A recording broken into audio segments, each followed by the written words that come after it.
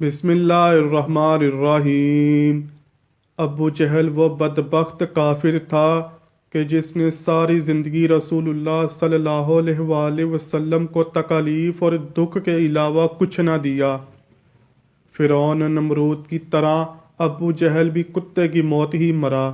حضرت عبد الرحمن بن عوف رضی اللہ تعالیٰ عنہ سے مروی ہے کہ جب جنگ بدر کا میدان سجا ہوا تھا تو معاذ معوذ رضی اللہ تعالیٰ عنہ میرے پاس آئے۔ انہوں نے مجھ سے دریافت کیا، چچا جان، ان لوگوں میں سے ابو جہل کون ہے؟ میں نے ہاتھ کا اشارہ کرتے ہوئے انہیں بتایا کہ وہ ہے ابو جہل۔ انہوں نے کہا، پیارے چچا، اس ظالم نے ہمارے نبی صلی اللہ علیہ وآلہ وسلم کو بہت تنگ کر رکھا تھا اور بہت سی تکالیف پہنچائی، اس لیے ہم ابو جہل کو قتل کر کے ہی چھوڑیں گے۔ حضرت عبد الرحمن بن عوف رضی اللہ تعالیٰ عنہ فرماتے ہیں کہ جو ہی میں نے ان کم عمر بچوں کو ابو جہل کا بتایا تو وہ بچے بجلی کی رفتار کے ساتھ ابو جہل کی طرف بھاگے۔ انہوں نے ابو جہل پر جاتے ہی ایسی ضرب لگائی کہ ان کی پہلی ہی ضرب سے ابو جہل اونٹ سے نیچے گر پڑا۔ پھر انہوں نے ابو جہل کے پاؤں پر وار کر کے اس کا پاؤں اس کی ٹانگ سے علیحدہ کر دیا۔ حضرت معاذ رضی اللہ تعالیٰ عنہ بیان کرتے ہیں کہ یہ سب کچھ ابو جہل کا بیٹا اکرمہ دیکھ رہا تھا۔ اکرمہ نے میرے بازو پر ایسا وار کیا، میرا بازو میرے کندھے کے ساتھ لٹکنے لگا۔ پھر میں نے لٹکتے ہوئے بازو کے ساتھ بھی جنگ جاری کیے ہوئے تھا۔ جب میں نے دیکھا میرا بازو میری لڑائی جنگ کے بیچ میں رکاوٹ بن رہا ہے تو میں نے اپنے بازو کو اپنے پاؤں کے نیچے رکھا اور زوردار جھٹکے سے اپنے سے تن سے جدا کر دیا۔ حضرت معاذ رضی اللہ تعالیٰ عنہ سے مروی ہے کہ میں نے موقع پا کر ابو جہل پر پھر سے وار کیا، جس سے اس کے جسم سے خون کے فوارے نکلنے لگے۔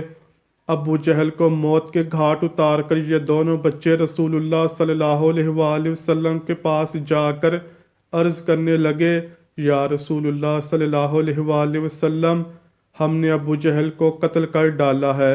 امام طبری لکھتے ہیں کہ ابو جہل ابھی قتل نہیں ہوا تھا، بلکہ وہ درد سے چلا رہا تھا اور تڑپ تڑپ کر درد سے موت کا انتظار کر رہا تھا۔ جب جنگ ختم ہوئی تو رسول اللہ صلی اللہ علیہ وآلہ وسلم نے تمام صحابہ کو حکم دیا کہ ابو جہل کی لاش کو تلاش کیا جائے۔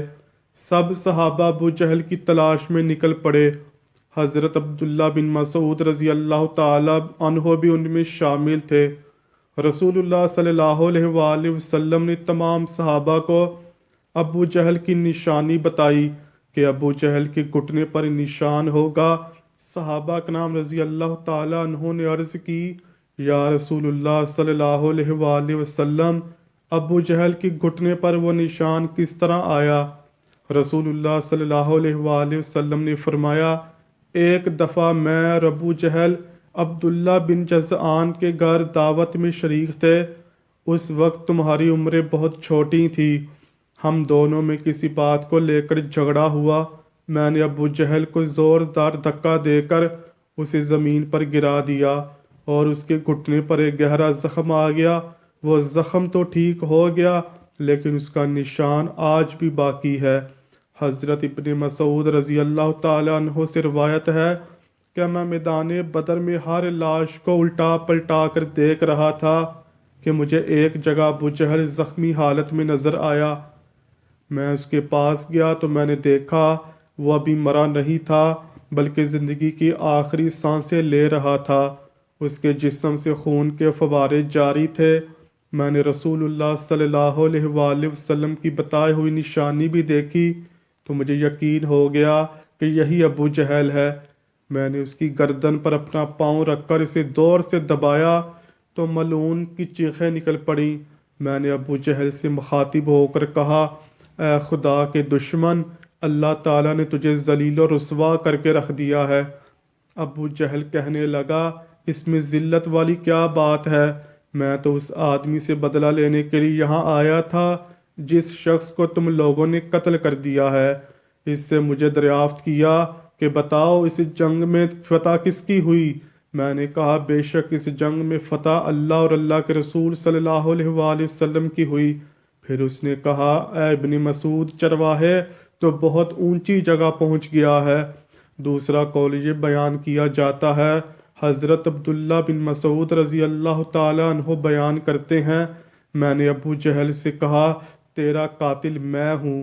ابو جہل نے کہا نہیں، تجھ سے پہلے مجھے اور کوئی قتل کر گیا ہے۔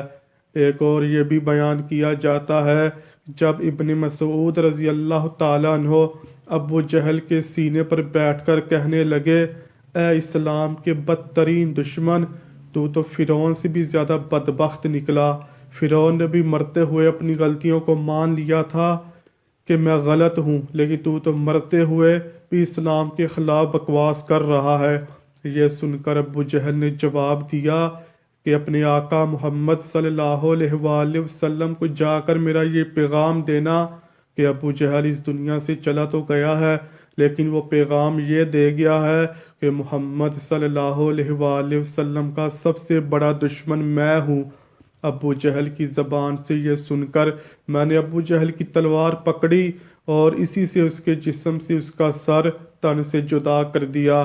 فرماتے ہیں میں جسم سے سر کو جدا کر کے نبی کریم صلی اللہ علیہ وآلہ وسلم کے پاس لے آیا۔ میں نے آ کر دو جہاں صلی اللہ علیہ وآلہ وسلم کی بارگاہ میں ابو جہل کا سر پیش کرتے ہوئے عرض کی، یا رسول اللہ صلی اللہ علیہ وآلہ وسلم، یہ لیجیے ابو جہل کا سر۔ رسول اللہ صلی اللہ علیہ وآلہ وسلم نے فرمایا، قسم ہے اس ذات کی جس کے قبضے میں میری جان ہے، بے شک یہی ابو جہل کا سر ہے۔ پھر آپ صلی اللہ علیہ وآلہ وسلم نے ابو جہل کے سر کے پاس کھڑے ہو کر فرمایا، یہ کافر ابو جہل اس امت کا خطرناک اور ظالم فرعون تھا۔ ہر امت میں ایک فرعون ہوتا ہے، جبکہ میری امت کا فرعون ابو جہل تھا۔ اللہ تعالیٰ کا لاکھ لاکھ شکر ہے کہ یہ بدبخت ہلاک ہوا۔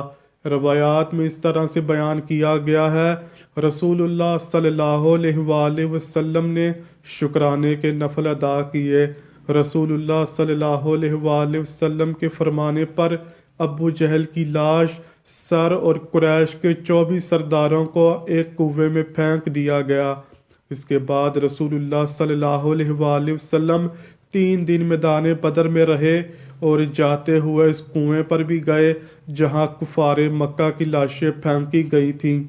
آقا صلی اللہ علیہ وآلہ وسلم نے کنویں پر کھڑے ہو کر قتل ہونے والے کو یہ فرمایا، اے کنویں میں پھینکی گئی لاشوں، کیا تم نے اللہ تعالیٰ کے وعدے کو پورا ہوتے ہوئے پا لیا ہے؟ اللہ کا وعدہ سچ ثابت ہوا۔ حضرت انس رضی اللہ تعالیٰ عنہ سے مروی ہے کہ رسول اللہ صلی اللہ علیہ وآلہ وسلم نے آدھی رات کے وقت ان تمام لاشوں کے نام لے کر فرمایا، اے ابو جہل بن ہشام، اے عتبہ بن ربیع۔ اسی طرح نبی کرم صلی اللہ علیہ وآلہ وسلم نے سبھی لاشوں کے نام لیے اور فرمایا، کیا تم نے رب کائنات کا وعدہ پورا ہوتے ہوئے دیکھ لیا؟ کیا تم نے اپنے خداؤں کا وعدہ سچ پایا؟ میرے خدا نے جو مجھ سے وعدہ کیا تھا وہی سچ ہوا۔ اس پر صحابہ نے پوچھا، یا رسول اللہ صلی اللہ علیہ وآلہ وسلم، آپ صلی اللہ علیہ وآلہ وسلم لاشوں سے باتیں کر رہے ہیں؟